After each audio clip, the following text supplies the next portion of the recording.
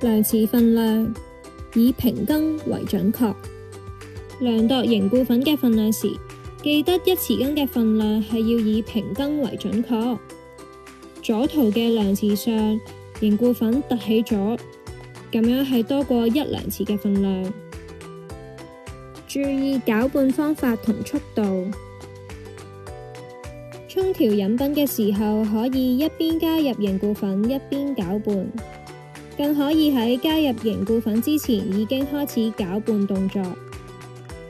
如果沖調凝固粉嘅步驟唔正確，或者攪拌嘅方法不當，速度太慢，成品就好大機會會有顆粒，咁樣就要重新再沖過啦。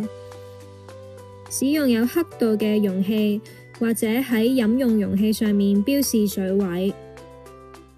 一般家用或院舍使用嘅水杯未必會有量度嘅刻度，最理想嘅做法係另外購買有刻度嘅水杯或者水樽。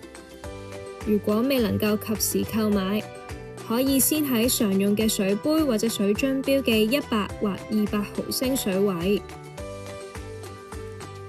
想知道更多有關凝固粉嘅資訊，可以繼續關注我哋嘅頻道，記得要讚好、留言同埋分享俾你身邊嘅人啦。